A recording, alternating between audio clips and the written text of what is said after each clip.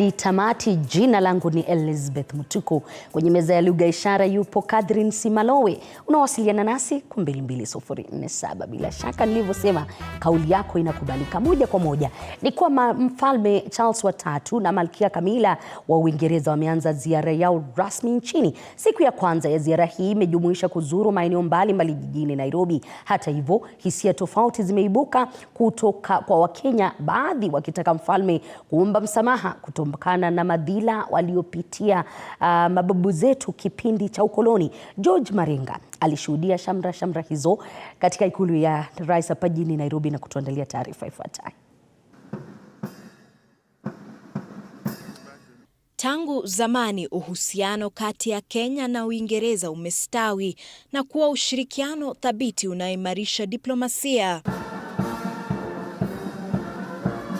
Mnamo mwaka 1964, Duncan Sandys ambaye alikuwa waziri wa mambo ya kigeni wakati huo wa mahusiano ya Jumuiya ya Madola alitia saini makubaliano na serikali ya Kenya, ambayo wakati huo Kenya ikiwa taifa changa. Makubaliano hayo yakitilia mkazo kuwepo na sehemu ya mafunzo ya jeshi la Uingereza nchini.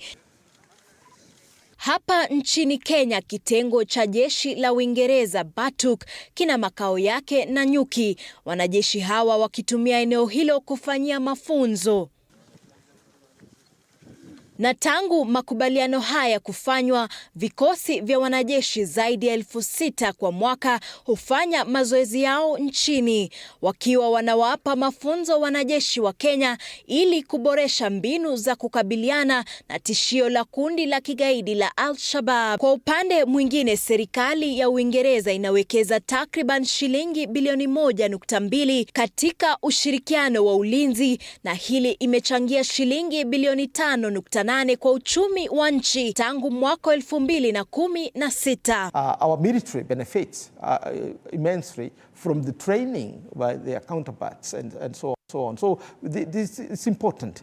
But as we entrench our freedom, as we entrench our human rights, as we entrench our dignity as equal human beings with the British, it is important to emphasize that we need engagement that do not hurt us.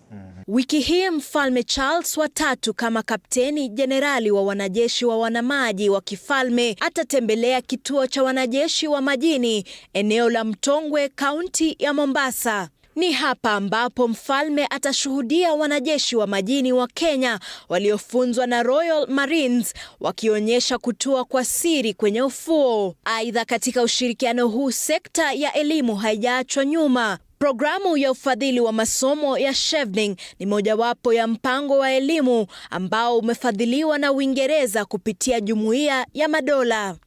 It was different in a way that it is really student focused. So it is the students who do a lot of work.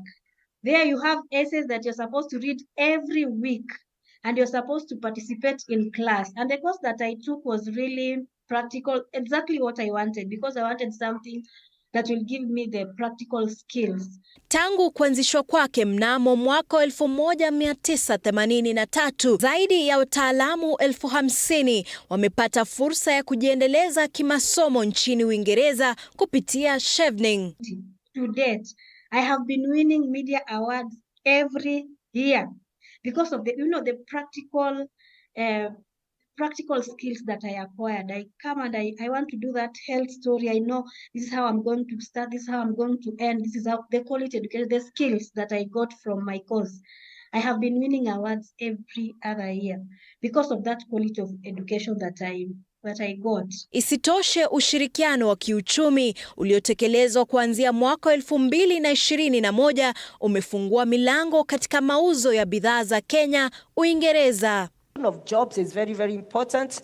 Look at the latest where we having nurses and care workers being recruited to come and work here. Job creation.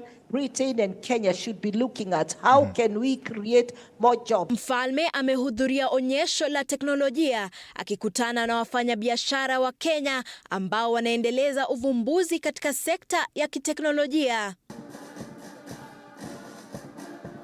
Kuanza kwa mahusiano ya kihistoria ya zama za ukoloni, ushirikiano kati ya Uingereza na Kenya umesaidia katika juhudi za taifa kujiendeleza. Sheila Chelangat, runinga ya TV47. Asante sana Sheila kwa taarifa hiyo.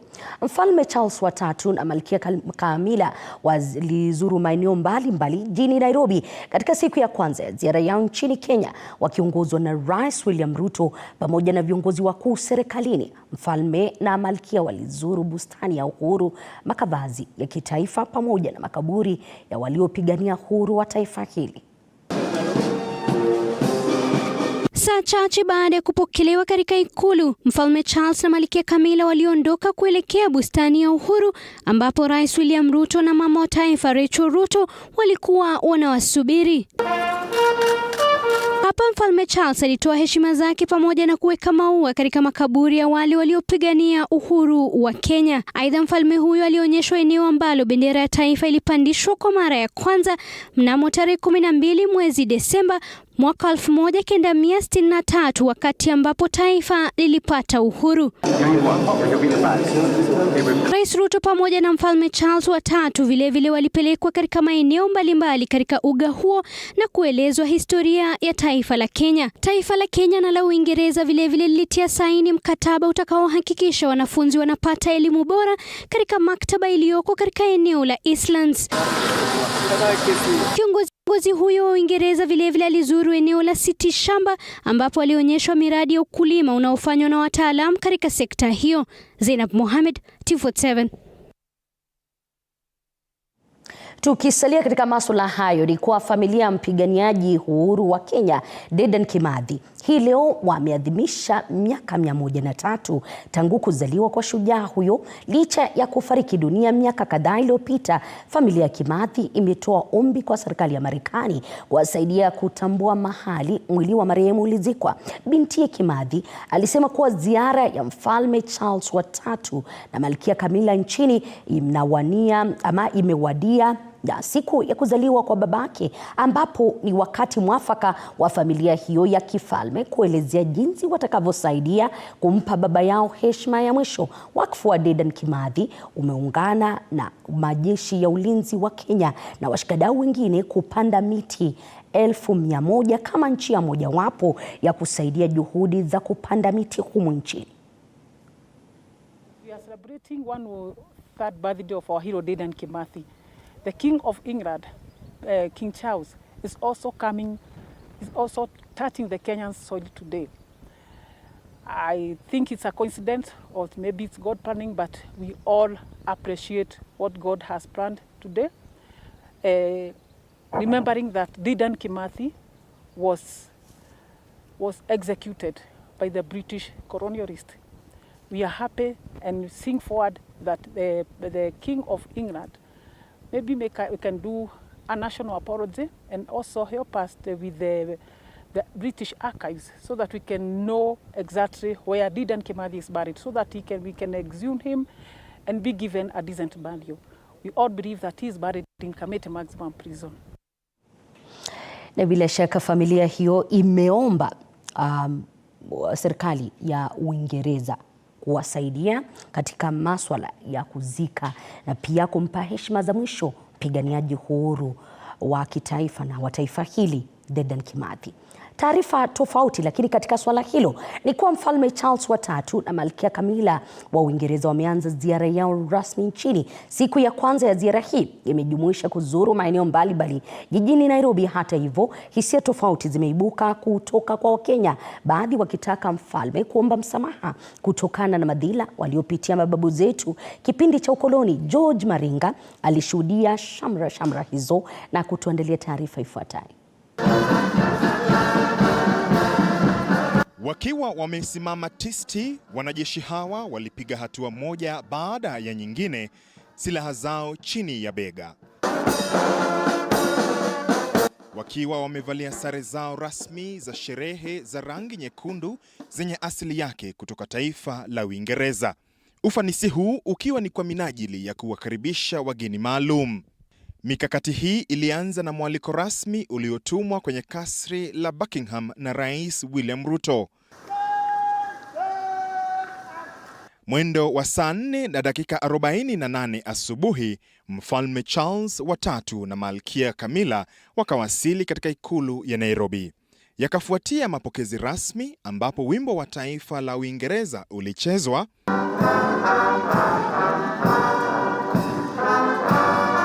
na wimbo wa taifa la Kenya ukafuata.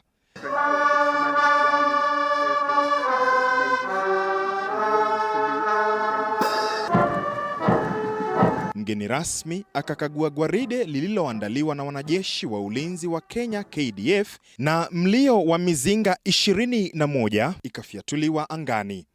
Heshima hizi zikistahiki mfalme. Ziara hii ya kwanza kwa taifa mojawapo ya Jumuiya ya Madola kama mfalme na malkia inafanyika kwenye taifa ambalo utawala wa marehemu Malkia Elizabeth wa pili ulianza nchini Kenya mwezi Februari mwaka 1952. Kwenye ziara yake ya kwanza nchini Kenya kama malkia mwaka huu, Camilla alivalia rinda jeupe lililoundwa na Anna Valentine na kipambio cha almasi kilichomilikiwa na hayati Malkia Elizabeth wa pili. Kwenye bustani ya ikulu ya Nairobi, mfalme alipanda mti aina ya African Fern. Ikumbukwe kuwa ziara hii ni tofauti na ziara ya waziri mkuu wa Uingereza, kwani Charles ni mfalme, ila taswira ya ufalme kwenye karne ya 21 inazidi kubadilika. Shajara ya mfalme na malkia inajumuisha kutathmini masuala ambayo mataifa ya Kenya na Uingereza yanashirikiana kama vile mabadiliko ya tabia nchi, ajira kwa vijana, maendeleo na usalama. Vilevile, ujumbe wa mfalme na malkia utaangazia historia ndefu iliyokuwa na doa. Na baada ya mikutano iliyofanyika mara mbili, wa kwanza kati ya mfalme na Rais William Ruto na malkia na mama wa taifa Rachel Ruto ndani ya ikulu ya Nairobi, walijitokeza tena licha ya mvua iliyoshuhudiwa. Hakukuwa na hotuba yoyote au kikao na wanahabari, ila ishara ya kwaheri walipoondoka mfalme na malkia wakiwa katika jiji la Nairobi.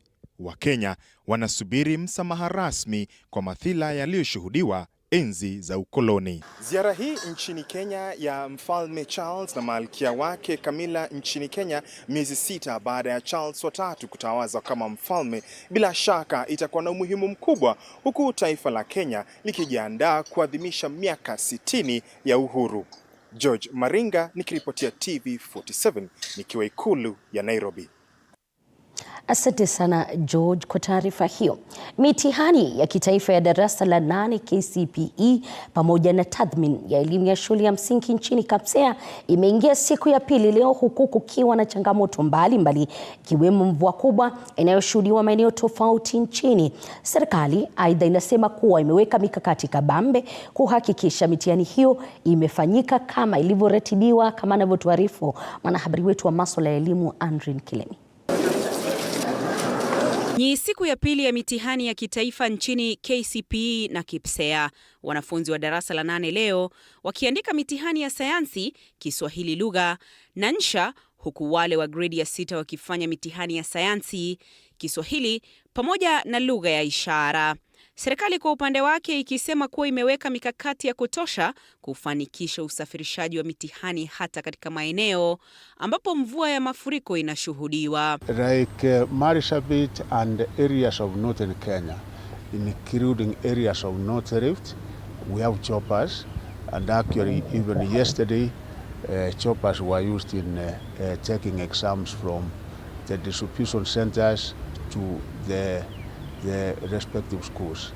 Today I've been informed by our regional director for Eastern that rains have subsided in Marsabit and Wajir.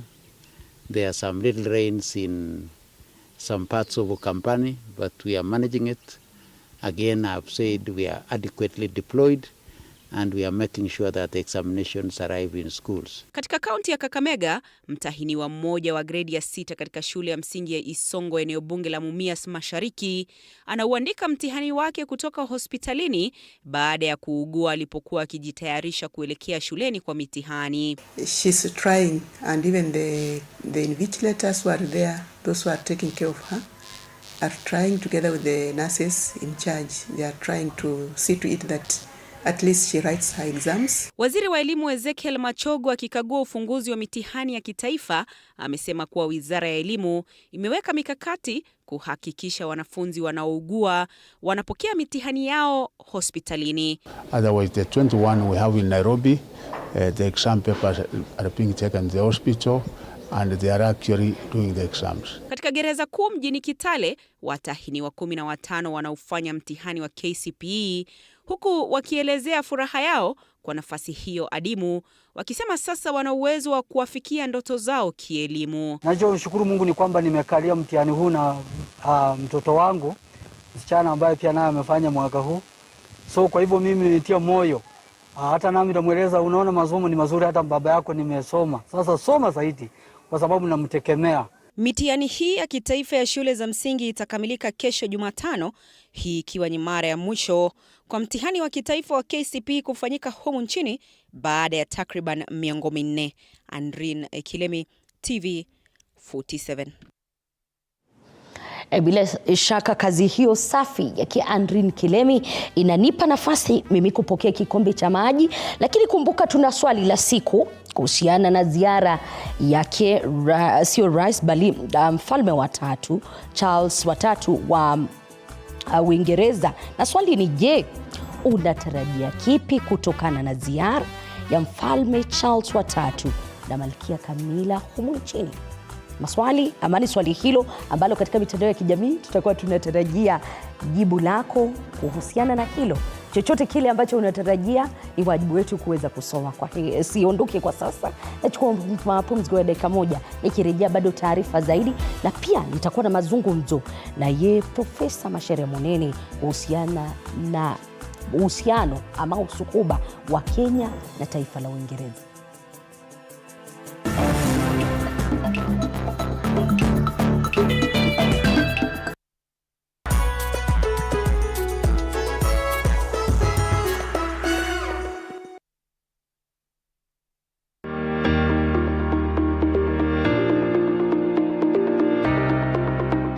Finding a home is not always as easy as it may seem. It is a long and tiring process, but here on The Realtor, we will break down all matters real estate to make it easier for you to find your dream home.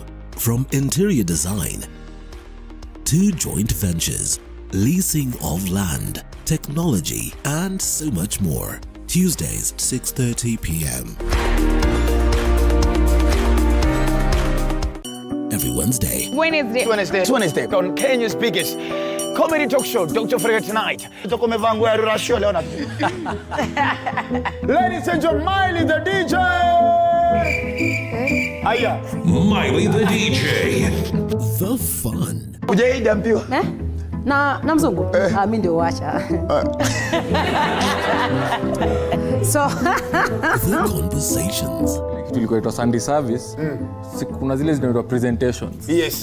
Sasa unaambia DJ acheze na instrumental ya Vibes Cartel. Na unaingia hapo unapiga ghost. Unaka Jesus. Hadi Jesus. Dr. Ofweneke Tonight every Wednesday from 7:30 p.m.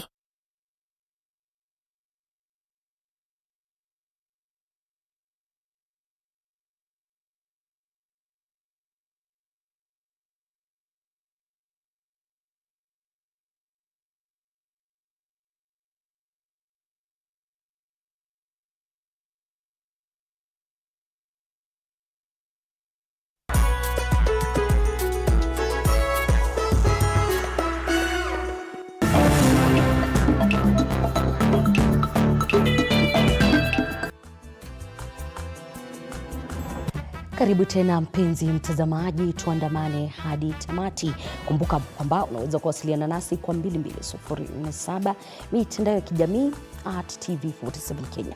Chama cha Jubilee kimetishia kujiondoa kwa mazungumzo ya maridhiano yanayoendelea katika ukumbi wa Bomas hapa jijini Nairobi iwapo swala la uvamizi na udhalilishaji wa vyama vya kisiasa na serikali ya Kenya Kwanza halitojadiliwa hapo kesho. Katibu mkuu wa chama hicho Jeremiah Kioni alisema chama hicho kimeghadhabishwa pakubwa na uamuzi wa spika wiki jana ambao ulimtawaza mbunge maalum Sabina Chege kama kiranja wa chama bungeni, hatua ambayo iliungwa mkono na kiongozi wa wengi Kimani Ichung'wah. Haijabainika bado kama muungano wa Azimio umeidhinisha hatua hiyo. The issue of continued interference within Jubilee and other coalition parties of Azimio is an issue that must be handled with urgency. They have been deliberating on it, and it is ironic, and I've said before, that we should not be available to con Kenyans, because you cannot say on the floor of the House that Jubilee XYZ and you are the co-chair, then come and pretend that you are helping Kenyans here.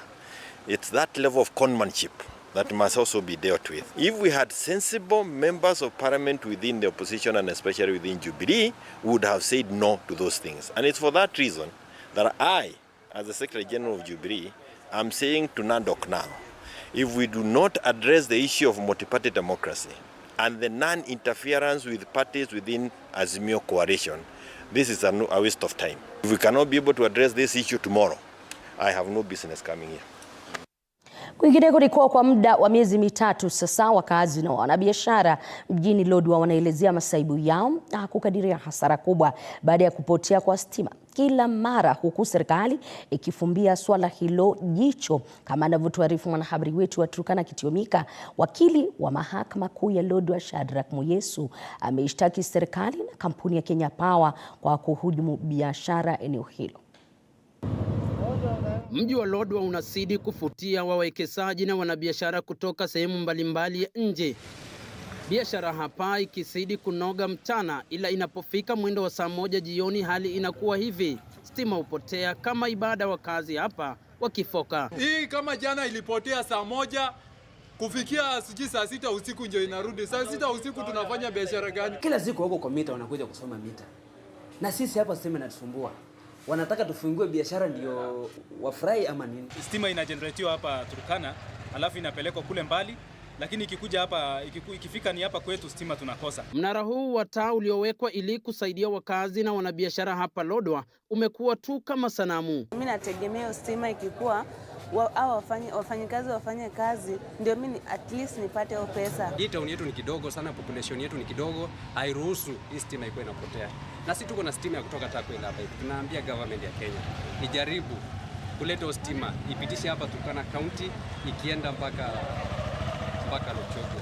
Shadrack Muyesu, wakili wa mahakama ya Lodwar, anasema aliandikia Kenya Power barua kutaka kujua ni kwa nini stima upotea kila mara mjini Lodwar, ila bado hawajaelezea. We wrote to KPLC asking them to explain why we are experiencing power shortages in Lodwar and in the larger parts of Turkana County, but in most part they ignored our letter, and that forced us to go into action, to go into court with a petition seeking a number of reliefs. Amongst others, we wanted the state, through the named agencies, namely KPLC, KETRACO, and of course the Office of the Attorney General, to come clean and explain to us exactly what it is that is happening and what they are doing to try and alleviate our suffering as the people of Lodwar.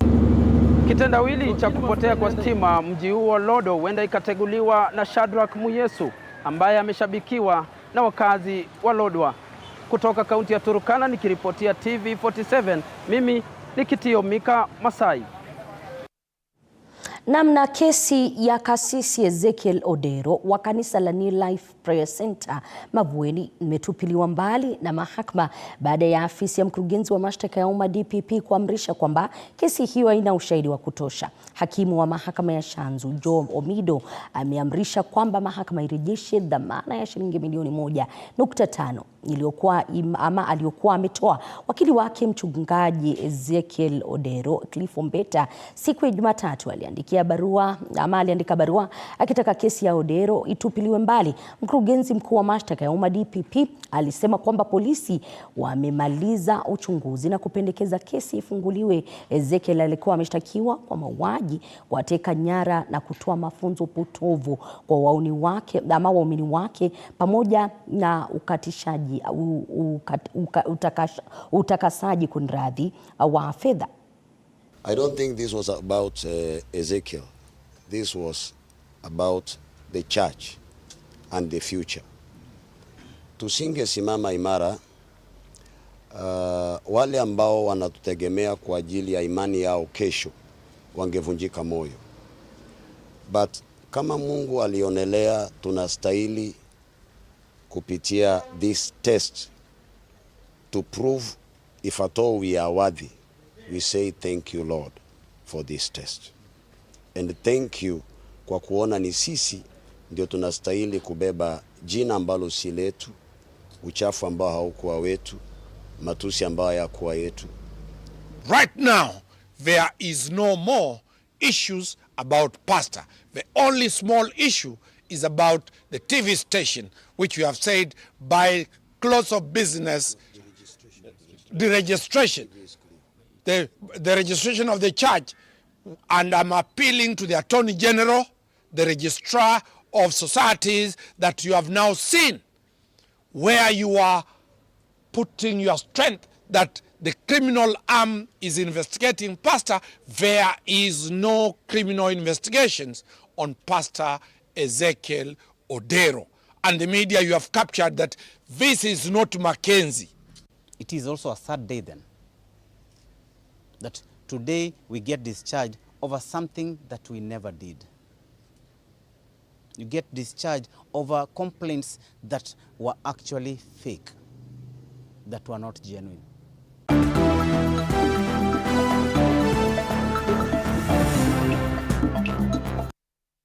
Michezoni ilikuwa klabu ya mchezo wa vikapu nchini Equity Oaks mapema leo imeandikisha ushindi wa alama 77 kwa alama 42 dhidi ya klabu ya Burundi kwenye michuano ya kufuzu ya ligi kwenye mpira wa vikapu barani Afrika. Klabu zote mbili ziliandikisha sare ya alama 16 kwa 16 katika robo ya kwanza kabla ya Equity Oaks kutawala mechi hiyo na